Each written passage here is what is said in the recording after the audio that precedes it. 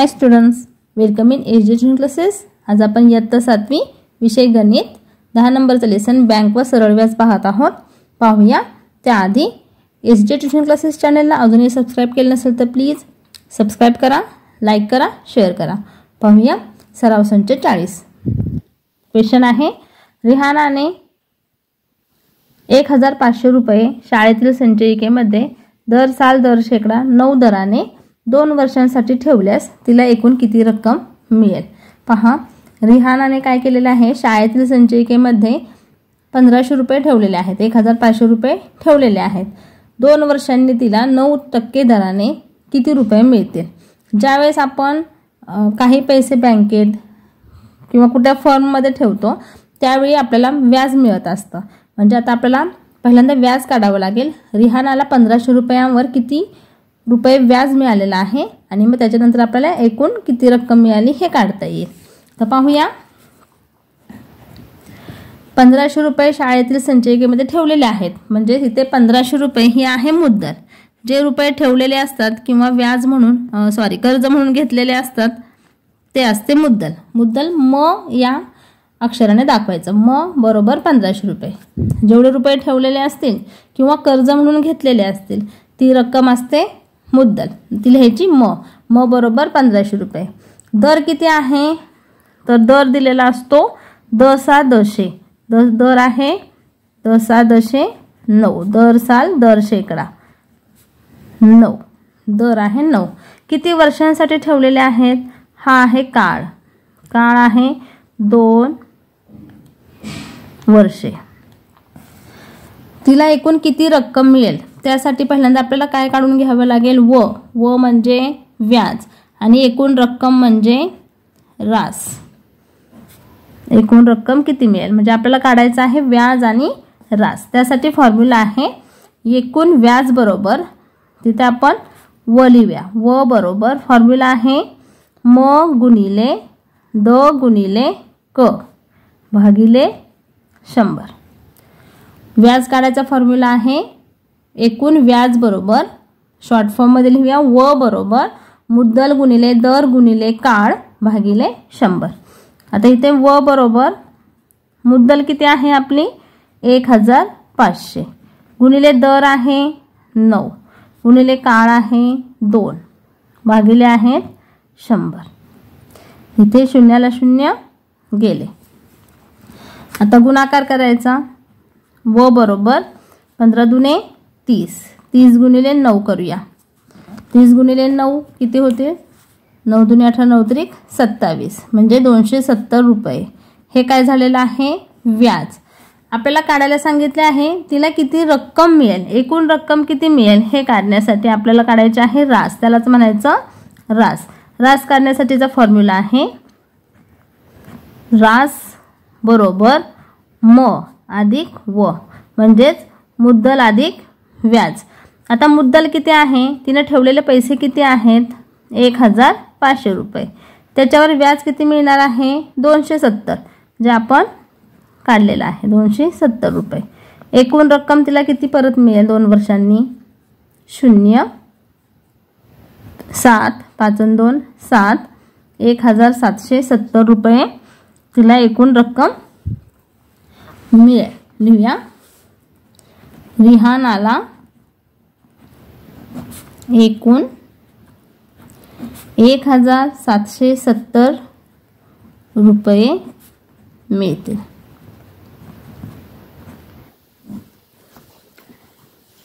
आपण बँकेमध्ये पैसे ठेवले तर त्याच्यावर बँक आपल्याला काय देते, व्याज देते, किंवा आपण जर कर्ज घेतलं तर आपल्याला व्याज भरावं लागतं।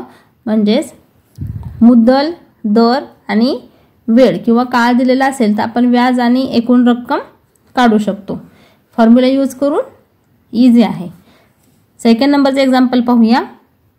2 नंबरचं उदाहरण पहा, जेठालाल यांनी बँकेकडून दर साल दर शेकडा 10 दराने 2,50,000 रुपये 5 वर्षांच्या मुदतीने गृहकर्ज घेतले, तर त्यांना प्रत्येक वर्षी किती व्याज द्यावे लागेल, तसेच त्यांना बँकेला एकूण किती रक्कम द्यावी लागेल।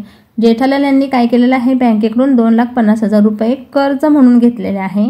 किती दराने घेतलेले आहे तर 10, किती वर्षांच्या मुदतीसाठी घेतलेले आहेत तर 5. तर त्यांना प्रत्येक वर्षी किती व्याज द्यावे लागेल. इथे पहिल्यांदा आपल्याला 1 वर्षाचं व्याज काढायचं आहे आणि त्यांना बँकेला एकूण किती रक्कम द्यावी लागेल हे फाइंड करायचं आहे. पाहूया 1 वर्षाचं व्याज काढण्यासाठी पहिल्यांदा आपण काय करूया. पहा किती रक्कम घेतलेली आहे 2,50,000 रुपये, म्हणजे ही असणार आहे मुद्दल. मुद्दल आहे 2,50,000 रुपये. किती टक्के दराने घेतलेले आहेत द बरोबर 10, 10 आणि किती वेळासाठी घेतलेले आहेत, किती काळासाठी घेतलेले आहेत ते म्हणजे काळ आहे 5 वर्षे.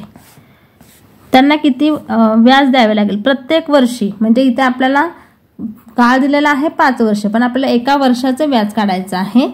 तर पहिल्यांदा आपण 5 वर्षाचे काढून घेऊया आणि त्याला भागिले 5 केले की आपल्याला 1 वर्षाचं व्याज मिळेल. तर बघा फॉर्म्युला आहे व बरोबर म गुणिले द गुणिले क भागिले 100. म किती आहे, मुद्दल किती आहे 2,50,000 गुणिले दर आहे 10 गुणिले काळ आहे 5 भागिले 100. आपण शून्याला शून्य घालून घेऊया. राहिलेले आहेत 25,000 गुणिले 5, म्हणजे हे 25,000 आहे ते 1 वर्षाचं व्याज आहे. गुणिले 5 केले तर आपल्याला 5 वर्षांचं व्याज मिळेल. तर पहिल्यांदा आपण 5 वर्षांचं काढून घेऊया, मग 1 वर्षाचं लिहूया. 5 0 0 5 0 0 5 0 0 5 5 25 चे 5 ह्याच्याले 2 5 2 10 आणि 2 12. 1,25,000 रुपये हे काय झालेलं आहे 5 वर्षांचं व्याज आलेलं आहे. आपल्याला विचारलेलं आहे त्यांना प्रत्येक वर्षी किती व्याज द्यावे लागेल. तर आपण इथे लिहूया 1 वर्षाचे व्याज बरोबर, इथे लिहिते 1 वर्षाचे व्याज बरोबर किती आलेलं आहे 1,25,000 रुपये. 1,25,000 रुपये हे 5 वर्षाचे आहेत. 1 वर्षाचं काढण्यासाठी आपण करणार आहोत 5 ने डिवाइड. 5 दुने 10 रिमेनिंग 2 5 5 25 आणि हे 3 0. 1 वर्षाचं व्याज आलेलं आहे 25,000 रुपये. पुढचा प्रश्न आहे तसेच त्यांना बँकेला एकूण किती रक्कम द्यावी लागेल. जेठालाल यांनी बँकेकडून 2,50,000 रुपये घेतलेले आहेत. 5 वर्षानंतर त्यांना घेतलेली ही कर्जाची रक्कम प्लस हे 5 वर्षाचं आलेलं व्याज हे सर्व मिळून बँकेला परत करावं लागेल. मग आपण आता किती रक्कम द्यावी लागेल ते काढूया. बँकेला द्यावी लागणारी एकूण रक्कम बरोबर मुद्दल अधिक व्याज. मुद्दल किती आहे म्हणजे त्याला रास म्हणतात, द्यावी लागणारी रक्कम त्याला रास म्हणतात. मुद्दल किती आहे, किती रुपये घेतले होते कर्जाने 2,50,000 रुपये प्लस आलेले व्याज किती आहे 5 वर्षांचं 1,25,000. दोघांची करूया बेरीज 0 0 0 5 5 आणि 2 7 2 1 3 3,75,000 रुपये काय करावे लागतील बँकेला द्यावे लागतील. विचारलेले 2 प्रश्न प्रत्येक वर्षी किती व्याज द्यावे लागेल. लिहूया उत्तर. जेठालाल यांना प्रत्येक वर्षी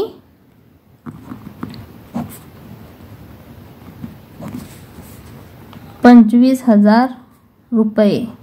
1 वर्षाचे किती आहे 25,000 रुपये व्याज द्यावे लागेल. आणि बँकेला एकूण किती रक्कम द्यावी लागेल.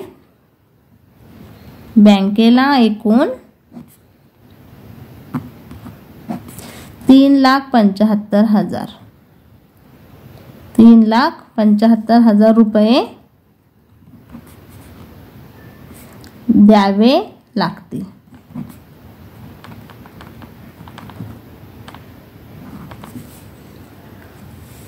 तीन नंबरचं एक्झाम्पल पाहूया. 3 नंबरचं गणित पहा. श्रीकांतने 85,000 रुपये दर साल दर शेकडा 7 दराने 2.5 वर्षांसाठी बचत बँकेत ठेवले. तर त्यांना मुदतीच्या शेवटी किती सरळ व्याज मिळाले? इथे मुद्दल म्हणजे ठेवलेली रक्कम आहे म बरोबर 85,000. ठेवलेली रक्कम आहे 85,000. दर किती आहे? दर बरोबर 7. किती वर्षांसाठी ठेवलेले आहेत म्हणजे काळ किती आहे? 2 1/2 म्हणजेच 2.5 वर्ष. हेच आपण 2.5 असं लिहू शकतो, कारण एक्झाम्पल सॉल्व करताना 2.5 म्हणजे 2.5 म्हणजे 2 आणि अर्धा वर्ष. तर हे असं लिहायचं म्हणजे आपल्याला गणित सोडवायला इझी जाईल. आपल्याला काय काढायचं आहे? तर त्यांना मुदतीच्या शेवटी किती सरळ व्याज मिळाले. इथे आपल्याला व्याज म्हणजेच व काढायचं आहे. फॉर्म्युला लिहूया. व किंवा एकूण व्याज बरोबर म गुणिले द गुणिले क भागिले 100. मुद्दल दिलेले आहे 85,000 गुणिले दर आहे 7 गुणिले किती वेळासाठी ठेवलेले आहेत? 2.5 वर्षांसाठी म्हणजेच 2.5 वर्षांच्यासाठी ठेवलेले आहेत आणि भागिले 100. इथे शून्याला शून्य घालवून घेऊया. राहिलेले आहेत 885 गुणिले 850 गुणिले 7.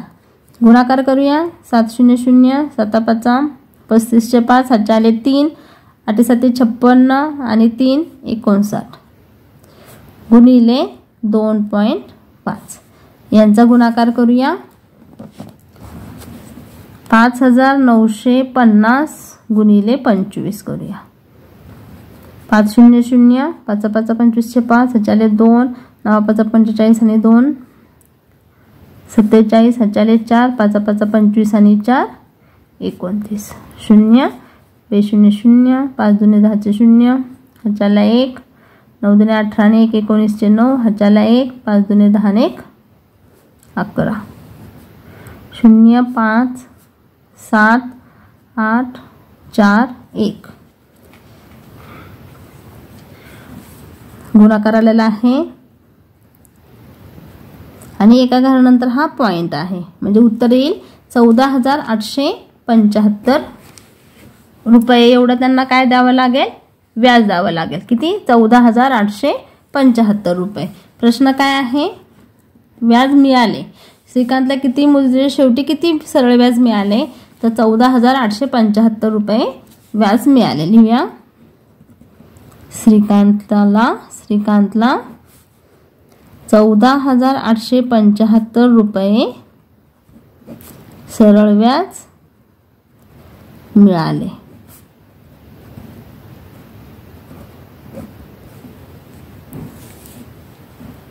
पुढचं गणित पाहूया. 4 नंबरचं गणित पहा. व्याजाच्या काही दराने 5,000 रुपये मुद्दलावर 4 वर्षात 1,200 रुपये व्याज होते. तर त्याच दराने त्याच मुदतीत 15,000 रुपये मुद्दलाचे व्याज किती होईल? इथे पहा व्याजाचा दर दिलेला नाही, काळ दिलेला आहे आणि मुद्दल दिलेले आहे, फक्त दर दिलेला नाही. इथे आपण दर काढून घ्यायचा आणि मग परत 15,000 रुपयावरचे व्याज काढायचं. परंतु त्याची सोपी पण पद्धत आहे. तर पाहूया कसं काढायचं. इथे आपल्याला 5,000 रुपयांवरचं व्याज दिलेलं आहे 1,200 रुपये. तर आपल्याला काय सांगितलेलं आहे? 15,000 रुपयांचे व्याज किती होईल? तर पहा कसं काढायचं. इथे आपण मुद्दल 1 व्याज 1 असं मानूया. पहा म1 पहिली मुद्दल दिलेली आहे आपल्याला 5,000 रुपये. त्याच्यावरचं व्याज किती होत आहे? 1,200. म्हणून व1 म्हणजे व्याज 1 हे आपण 1,200 रुपये घेऊया. 5,000 रुपये मुद्दल, 1,200 रुपये त्याचं व्याज. तर इथे आपल्याला मुद्दल 2 दिलेले आहे. दुसरी मुद्दल दिलेली आहे 15,000 रुपये. सोपी पद्धत आहे काढायची. मुद्दल दुसरी दिलेली आहे 15,000. तर त्याचं आपल्याला काय काढायचं आहे? व्याज म्हणजे व2 आपल्याला फाइंड करायचं आहे. इथे आपण कसं लिहिणार आहोत पहा. म1चं व्याज आहे व1 बरोबर म2चे व्याज आहे व2. आता इथे म1 आपल्याला माहिती आहे किती? 5,000 रुपये. त्याच्यावरचं व्याज आहे 1,200 रुपये. म2 दिलेले आहेत 15,000. त्याच्यावरचं व्याज मात्र माहिती नाही, जे आपल्याला फाइंड करायचं आहे, काढायचं आहे. इथे करायचा तिरकस गुणाकार. 5,000 गुणिले हे W2 तिरका गुणाकार बरोबर 15,000 गुणिले 1200. आता हे W2 काढायचे आहेत. 5,000 गुणिले आहेत, त्या बाजूला नेले, डाव्या बाजूचे उजव्या बाजूला नेले तर काय होतील, भागिले होतील.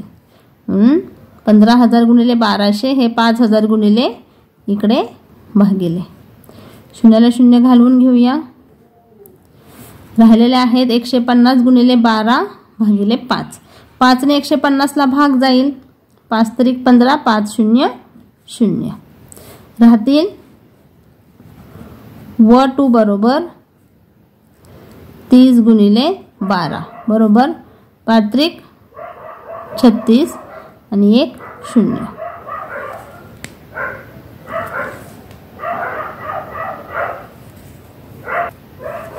पाच त्रिक 15 आणि इथे 2 शून्य राहिलेले, 1 शून्य द्यायचा राहिलेला माझा, म्हणजे इथे राहिले 300 गुणिले 12 म्हणजे 5 त्रिक 36 आणि हे 2 शून्य म्हणजे व्याज येईल 3,600.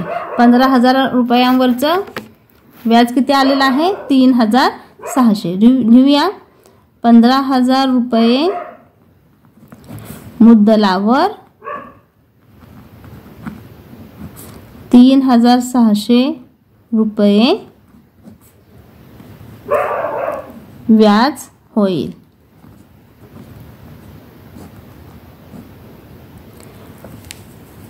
ही सोपी पद्धत आहे व्याज काढायची. नाहीतर आपण पहिल्यांदा हे मुद्दल घेऊन 5,000 दर 4 वर्ष काळ घेऊन व्याज घेऊन त्याच्यावरचं पहिल्यांदा आपण दर काढून घेतला असता आणि त्या दराने मग आपण 15,000चं व्याज घेतलं असतं काढून. मग ते थोडंसं हार्ड झालं असतं. हे इझी आहे, तर या मेथडने पण तुम्ही सोडवू शकता. 5 नंबरचं गणित पहा. पंकजने 1,50,000 रुपये दर साल दर शेकडा 10 दराने 2 वर्षांसाठी बँकेत ठेव म्हणून ठेवले, तर त्या मुदतीनंतर एकूण किती रक्कम त्यांना परत मिळेल. इथे किती रुपये ठेवलेले आहेत, 1,50,000 म्हणजे मुद्दल किती असणार आहे, 1,50,000. म बरोबर 1,50,000 रुपये. दर किती आहे, 10. दर आहे 10. किती वर्षांसाठी ठेवलेले आहेत, म्हणजेच क असणार आहे, काळ असणार आहे 2 वर्षे. मुदतीनंतर एकूण किती रक्कम त्यांना परत मिळेल, म्हणजे पहिल्यांदा आपल्याला व्याज काढून घ्यावं लागेल आणि एकूण रक्कम म्हणजेच रास काढून घ्यावी लागेल. किती रक्कम परत मिळेल म्हणजेच रास. आता व्याजाचं सूत्र वापरूया. व बरोबर म गुणिले द गुणिले क भागिले 100. म किती दिलेला आहे, 1,50,000. दर आहे 10 गुणिले काळ आहे 2 भागिले 100. शून्याला शून्य कॅन्सल. राहिलेले आहेत 15 दुने 30 आणि हे 2 शून्य. 15 गुणिले 2 15 दुने 30 आणि हे 3 शून्य म्हणजे आलेले आहे 30,000. व्याज आलेलं आहे 30,000. म्हणजे रास बरोबर म अधिक व 1,50,000 अधिक 30,000 1,80,000. एकूण रक्कम किती परत मिळेल पंकजला, 1,80,000. लिहूया पंकजला एकूण 1,80,000 रुपये परत मिळतील. खूप सोपा आहे हा प्रॅक्टिस सेट. माझ्या असेच नवनवीन व्हिडिओ पाहण्यासाठी चॅनलला सबस्क्राईब करायला विसरू नका. थँक्यू.